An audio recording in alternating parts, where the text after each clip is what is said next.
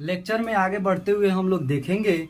आज हम देखने वाले हैं laws of algebra on any set. अगला जो टॉपिक आता है लॉज ऑफ अलजेब्रा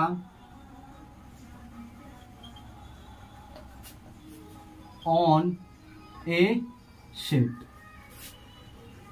यानी हम कौन कौन से नियम अलजेब्रा का जो नियम होता है यानी एबीसीडी के फॉर्म में यानी इंग्लिश अल्फाबेट के फॉर्म में हम कौन कौन से ऐसे लॉज को अप्लाई कर सकते हैं, ऐसे कौन कौन से नियम को अप्लाई कर सकते हैं, वैसे नियम को हम लोग देखने की आज कोशिश करेंगे।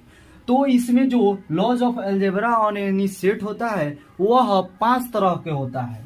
पहला जो होता है उसको बोला जाता है आइडेम्पोटेंट लॉ। जो सेकेंड होता है उसको बोला जाता है आइडेंटिटी लॉज। थर्ड जो होता है उसको बोलते हैं एसोसिएटिव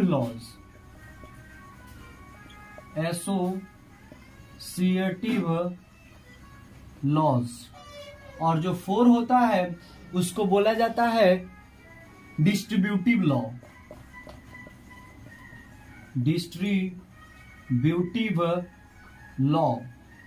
और जो 5th होता है उसको बोला जाता है डिमोर्गन्स लॉ, जिसको हम लोग एक एक करके देखेंगे। अब इसमें आता है आइडेम्पोटेंट लॉ को सबसे पहले हम लोग देखने की कोशिश करेंगे।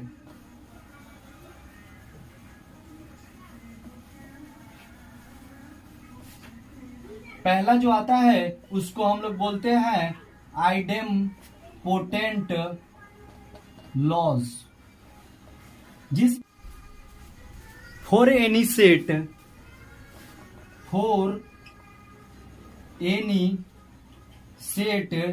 ए, इसमें फर्स्ट लॉ जो आता है उसको बोला जाता है A union A equal to होता है ए। इसका कहने का मतलब क्या हुआ कि ए का अगर यूनियन ए के साथ किया जाए तो सेट ए ही मिलता है। इसका कहने का मतलब हुआ कि जो ए है सेट, उसका दूसरा सेट ए यानी सेम सेट का यूनियन किया जाए तो वही सेट मिलेगा जिसका हम लोग यूनियन कर रहे हैं। तो इसको हम लोग प्रूफ करके देखेंगे कैसे होता है।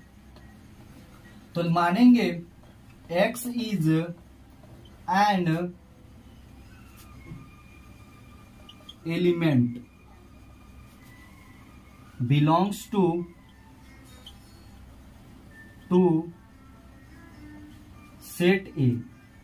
इसका कहने का मतलब क्या हुआ कि X जो एलिमेंट है वह सेट ए में बिलोंग कर रहा है। इसका कहने का मतलब हुआ कि जो X होगा वह बिलोंग करेगा ए यूनियन ए से भी बिलोंग करेगा। इसका कहने का मतलब क्या हुआ कि जो सेट में का जो एलिमेंट है वह उसके यूनियन में भी बिलोंग करता है। इसका कहने का मतलब क्या हुआ कि जो X है वह ए यूनियन ए में भी बिलोंग करेगा। अब जब इसको हम लोग सिंप्लीफाई करेंगे तो इसका मतलब क्या होगा कि जो X है वह बिलोंग करेगा A से, और यूनियन का मतलब क्या होता है और होता है, और X बिलोंग करेगा A से, यानी X सेट A से भी बिलोंग कर रहा है चाहे सेट A से भी बिलोंग कर रहा है, यानी दूसरा जो सेट A माने है उससे भी बिलोंग कर रहा है। अगर हम लोग चाहें तो इसको लिख सकते हैं कि X जो है वह केवल यह सेट से यानी A सेट से बिलोंग कर रहा है। ऐसे हम लोग रिप्रेजेंट कर सकते हैं। तो therefore X belongs to A union A, यह इम्प्लीफाई कर रहा है, इम्प्लाइज कर रहा है कि जो X बिलोंग कर रहा है A से।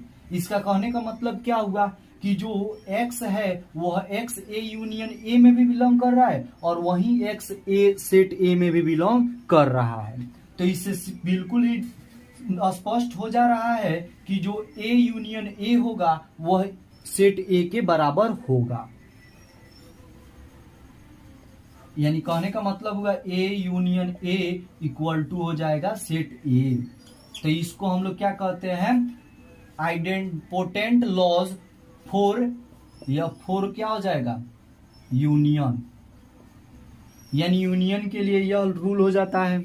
बिल्कुल सेम ऐसा ही इंटरसेक्शन के लिए भी रूल होता है कि A intersection A equal to क्या होगा, सेट ए।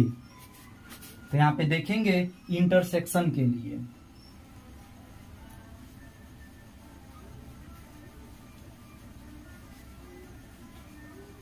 तो जो बी नंबर होगा वह क्या होता है, A intersection A equal to होता है सेट ए। यह क्या होता है, फोर इंटरसेक्शन, यानी इंटरसेक्शन के लिए यह रूल काम करता है। तो इसीलिए इसमें भी मान लेंगे कि x is an element belongs to set A. इसका मतलब क्या हुआ, जब सेट ए से बिलोंग कर रहा है तो इसका कहने का मतलब यह हो सकता है कि जो x बिलोंग करेगा वह ए इंटरसेक्शन ए से बिलोंग करेगा। यानी यह जब इसको हम लोग सिंप्लीफाई करेंगे तो यह इंप्लाइज करता है कि जो x बिलोंग कर रहा है ए से, और एंड मतलब हुआ और, यानी जो इंटरसेक्शन का मतलब क्या होता है, एंड होता है। तो यह x बिलोंग कर रहा है ए से, और साथ ही साथ जो x बिलोंग कर रहा है वह सेट ए से भी बिलोंग कर रहा है। तो अगर सेट ए में बिलोंग कर रहा है और साथ ही साथ सेट ए में भी x बिलोंग कर रहा है, तो दोनों सेट के लिए हम लोग इसके लिए लिख सकते हैं कि जो x बिलोंग कर रहा है वह सेट ए से ही बिलोंग कर रहा है। यानी इस जो x है वह सेट ए इससे ही बिलोंग कर रहा है, चाहे इसके लिए भी वही रूल हो सकता है। तो यह क्या इंप्लाइज कर रहा है, तो x बिलोंग कर रहा है ए इंटरसेक्शन ए से, साथ ही साथ x बिलोंग कर रहा है सेट ए से। तो इसका कहने का मतलब क्या होगा कि जो a इंटरसेक्शन a होगा वह सेट a के बिल्कुल ही क्या हो जाएगा, बराबर हो जाएगा। तो यह क्या हुआ, आइडेंपोटेंट लॉज हुआ। अब इसके बाद में आता है आइडेंटिटी लॉ। इसके बाद क्या आता है, आइडेंटिटी लॉ।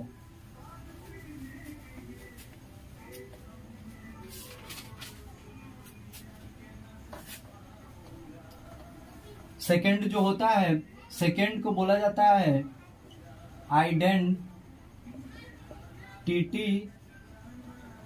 लॉस। तो इसमें आता है for any set A. First जो लॉ आता है उसको बोला जाता है A intersection S equal to set A. A intersection S equal to आता है सेट ए।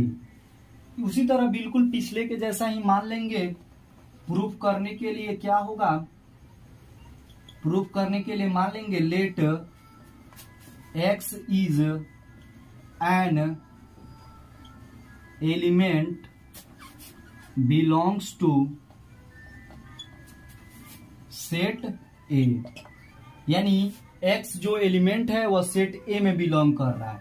इसका कहने का मतलब क्या हुआ कि जो x होगा वह बिलोंग करेगा a इंटरसेक्शन s में।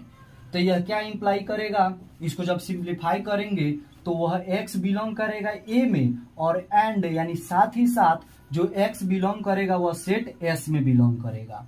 यानी कहने का मतलब क्या होगा कि जो x है वह सेट a में भी बिलोंग करेगा, और वहीं x सेट x में S में, यानी समिष्टि जो समुच्चय होता है जिसको यूनिवर्सल सेट कहा जाता है उसमें भी बिलोंग यह करेगा।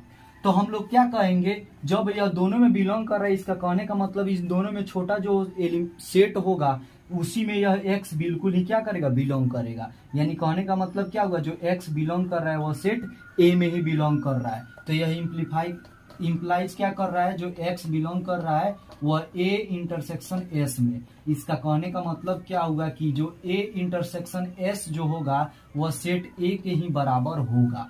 इसका कहने का मतलब क्या हुआ कि एक जो समष्टीय समुच्चय जो होता है वह समष्टीय समुच्चय में से, यानी जो यूनिवर्सल सेट में से जो ए का यूनियन इंटरसेक्शन निकालते हैं, यानी इंटरसेक्शन उसमें जो सेट ए में भी हो और सेट एस में भी हो, तो उन दोनों से निकल कर क्या जाता है, सेट ए ही आ जाता है। उसके बाद में आता है A union phi equal to क्या होता है।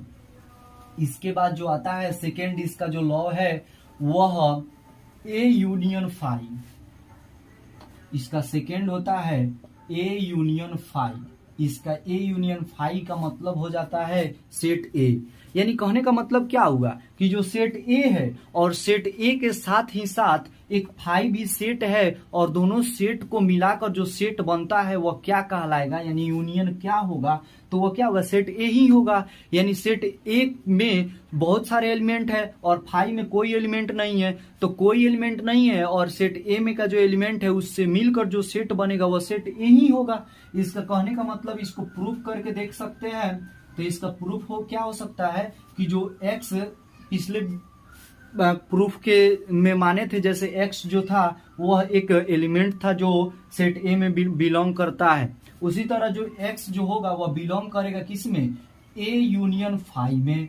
तो यह इंप्लाइज क्या करेगा, तो यह इंप्लाई करेगा कि x जो बिलोंग कर रहा है सेट ए में और x बिलोंग कर रहा है सेट फाई में। इसका कहने का मतलब क्या हुआ कि या तो x जो बिलोंग कर रहा है सेट ए में बिलोंग कर रहा है, नहीं तो जो x है वो बिलोंग कर रहा है फाई में। अब देखिए जो फाई में कोई भी एलिमेंट नहीं रहता है तो x कहां से बिलोंग करेगा, इसका मतलब क्या हुआ, जो x बिलोंग करेगा वो कहां से करेगा, सेट ए से ही करेगा।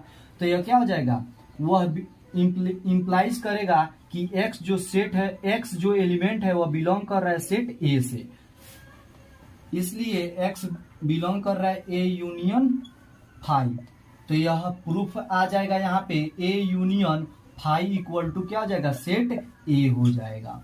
इसका कहने का मतलब क्या हुआ कि वह समुच्चय यानी जो ऐसा सेट जिसमें कोई एलिमेंट हो उसका हम लोग नल सेट का जो यूनियन निकालेंगे, नल सेट के साथ अगर यूनियन निकालेंगे तो उसका क्या हो जाएगा, सेट ए ही हो जाएगा। अब इसका तीसरा लॉ होता है, जिस तीसरे लॉ को बोला जाता है कम्यूटिव लॉ।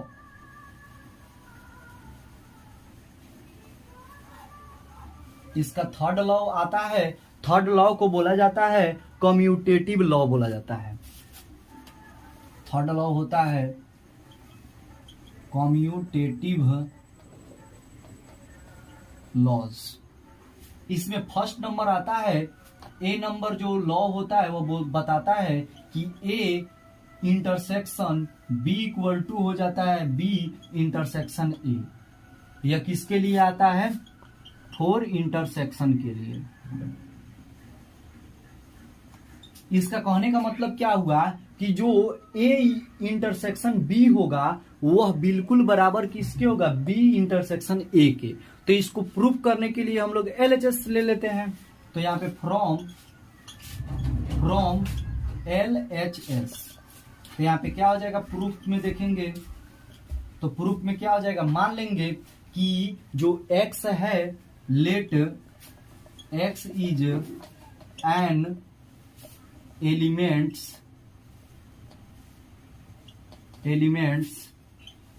belongs to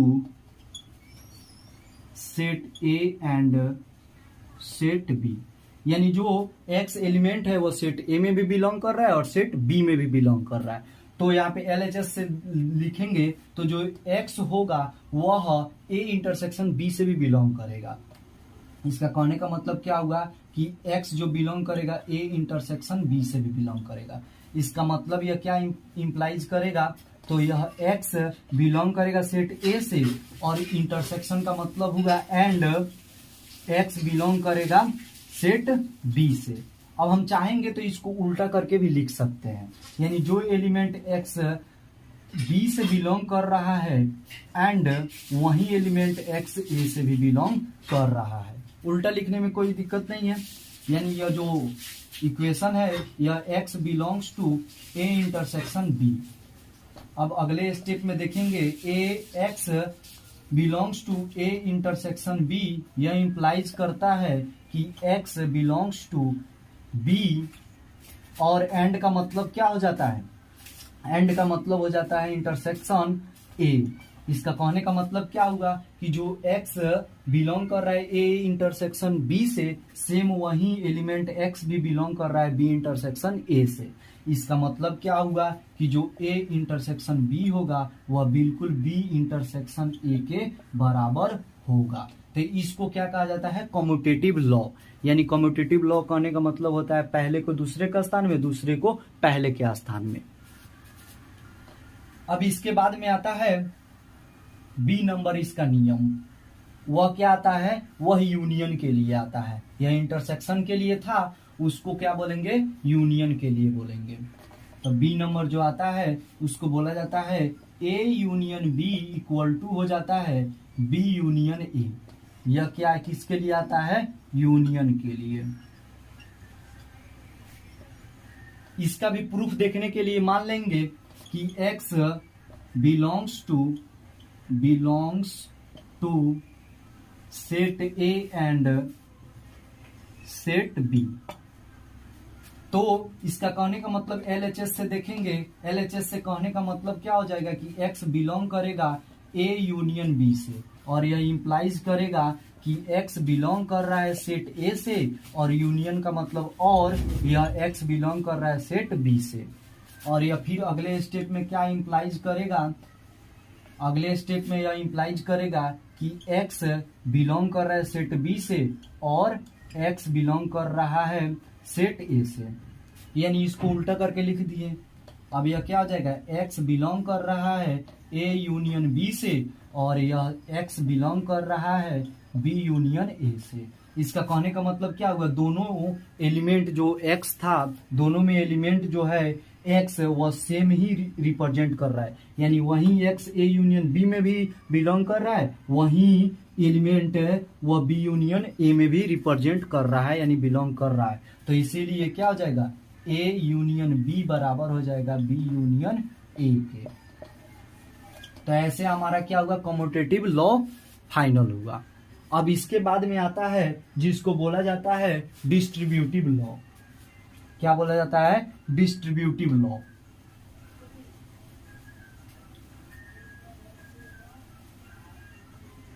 अब डिस्ट्रीब्यूटिव लॉ से लॉ को जानने से पहले हम लोग, अब एसोसिएटिव लॉ में जो फर्स्ट आता है, फर्स्ट में क्या आता है कि A intersection B intersection C यह बराबर हो जाता है A intersection B intersection C।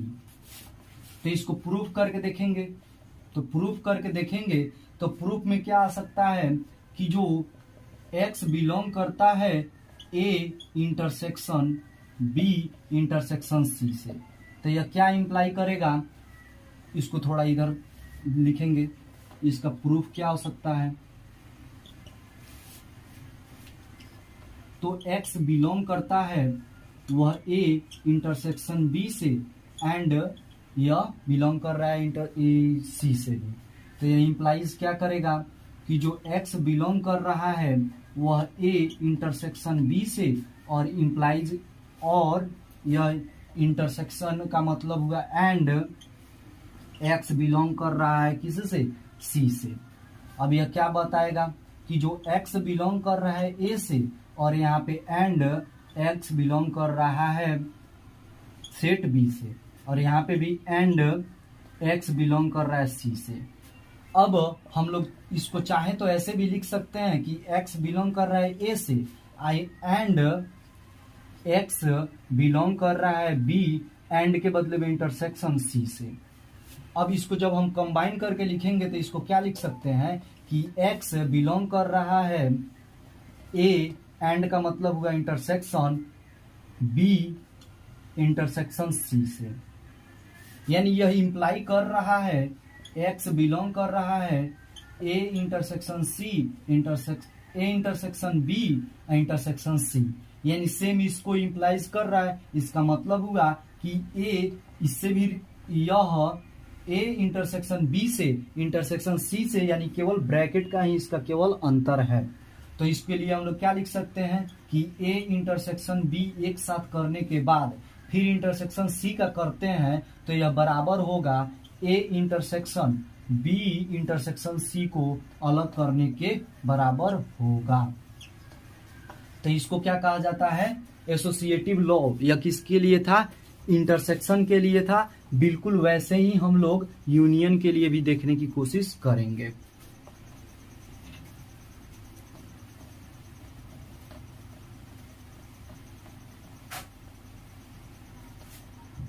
अब इसका जो बी नंबर होता है वह होता है A union B union C is equal to हो जाएगा A union B union C के। तो फिर एलएचएस से ले लेंगे, एक्स बिलोंग कर रहा है A union B union C के। तो यह क्या इंप्लाइज करेगा, तो यह इंप्लाइज करेगा कि एक्स बिलोंग कर रहा है ए यूनियन बी से, और यूनियन का मतलब होगा और एक्स बिलोंग कर रहा है सी से। इसका मतलब क्या होगा कि एक्स बिलोंग कर रहा है ए से और एक्स बिलोंग कर रहा है बी से और एक्स बिलोंग कर रहा है सी से।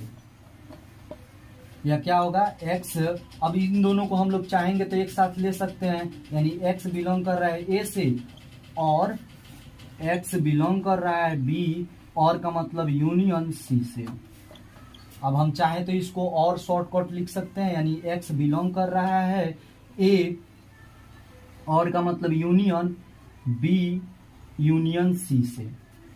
इसका मतलब यह हुआ कि जो यह एक्स केवल ब्रैकेट का अंतर था वह बिल्कुल क्या है, सेम हो चुका है। इसका मतलब इन दोनों से मतलब निकल कर आ रहा है कि जो ब्रैकेट में A union B union C होगा वह बिल्कुल बराबर होगा A union B union C के। अब इसके बाद में आता है डिस्ट्रीब्यूटिव लॉ।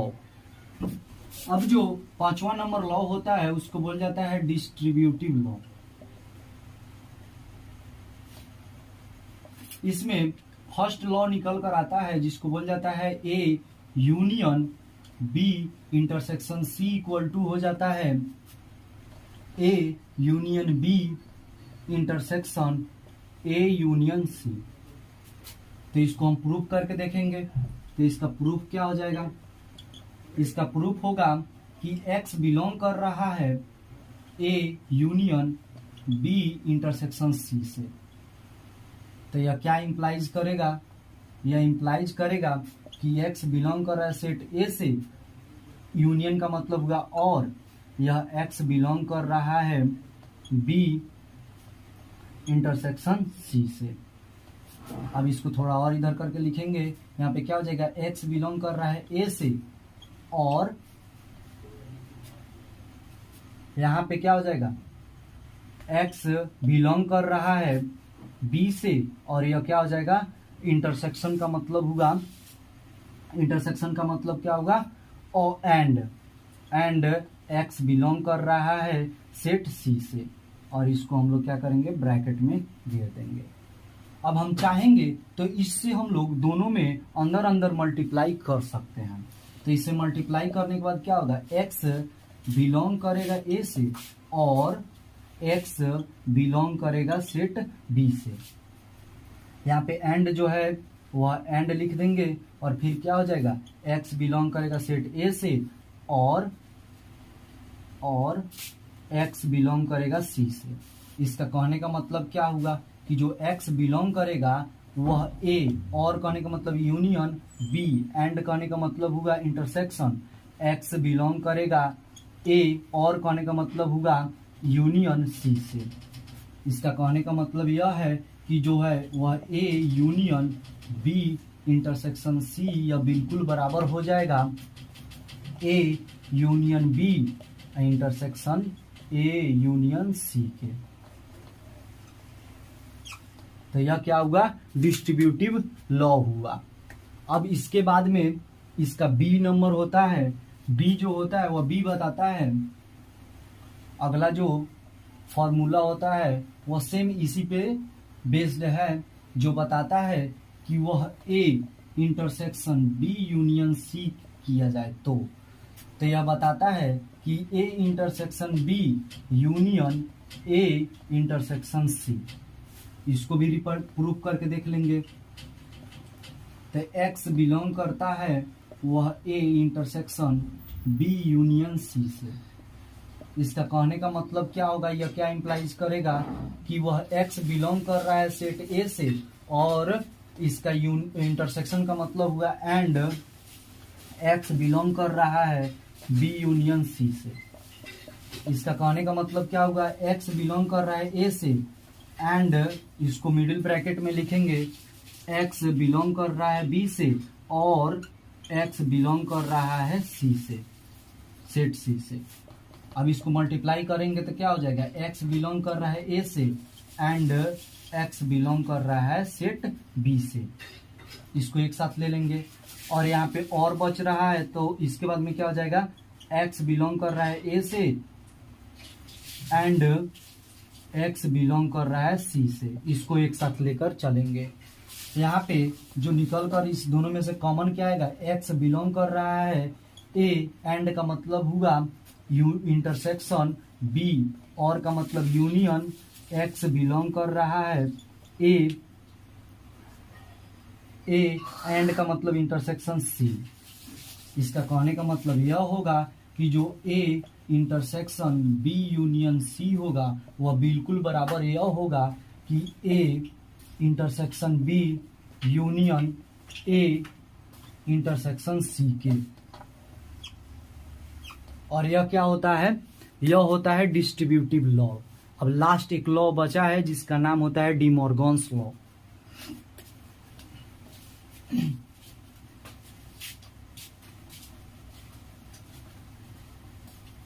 छठा नंबर जो लॉ होता है जिसको बोल जाता है डी मॉर्गन्स लॉ। अब डी मॉर्गन्स लॉ में निकल कर जो आता है उसका क्या होता है, ए नंबर, उसको बोल जाता है ए यूनियन बी का जो कॉम्प्लीमेंट होता है वह ए का कॉम्प्लीमेंट इंटरसेक्शन बी के कॉम्प्लीमेंट के बराबर होता है। तो इसको प्रूफ करेंगे कैसे, तो इसका प्रूफ होगा कि जो होगा एक्स बिलोंग करेगा वह ए यूनियन बी के कॉम्प्लीमेंट के। इसका कहने का मतलब क्या होगा कि एक्स नहीं बिलोंग करेगा ए यूनियन बी से। इसका कहने का मतलब यह होगा, तो यह जब इसको एक्सपेंड करेंगे तो इसका कहने का मतलब हुआ एक्स नहीं बिलोंग करेगा ए से, और यह यूनियन जो है, यूनियन को हम लोग और बोलते हैं जिसको हम लोग क्या लिखेंगे, एक्स नहीं बिलोंग करेगा बी से। इसका कहने का मतलब क्या हुआ कि जो होगा एक्स बिलोंग करेगा ए निगेशन से यानी कॉम्प्लीमेंट से, ए के कॉम्प्लीमेंट से, और यह जो और होता है यह बदल जाता है एंड में जब यह कॉम्प्लीमेंट आता है तो यह क्या हो जाएगा, जो x होगा वह बिलोंग करेगा b के कॉम्प्लीमेंट से। इसका कहने का मतलब क्या हुआ कि x बिलोंग करेगा a के कॉम्प्लीमेंट, और एंड कहने का मतलब क्या हो जाता है, इंटरसेक्शन b के कॉम्प्लीमेंट से। तो यह क्या हो जाएगा, x इसके लिए हो जाएगा a यूनियन b का कॉम्प्लीमेंट या बराबर हो जाएगा a के कॉम्प्लीमेंट के और इंटरसेक्शन b के कॉम्प्लीमेंट के। यहाँ पे ध्यान दीजिएगा कि जैसे ही यह कॉम्प्लीमेंट लगता है तो ये जो सिंबल होता है और वह एंड में बदल जाता है, और जो एंड होता है वह और में बदल जाता है। अब जो अगला आता है यह यूनियन के लिए था, अब अगला जो आएगा वह क्या होगा, इंटरसेक्शन के लिए होगा। यानी सेम यही रहेगा, बिल्कुल यह कहाँ से बदल जाएगा, यह यूनियन के लिए था अब इंटरसेक्शन के लिए। तो जब यहाँ पे इंटरसेक्शन रहेगा तो यहाँ पे क्या जाएगा, यूनियन। इसका भी प्रूफ हम लोग देख लेंगे। तो इसका प्रूफ देखने के लिए क्या देखेंगे, जो एक्स होगा वो बिलोंग करेगा ए इंटरसेक्शन बी के निगेशन से यानी कॉम्प्लीमेंट से।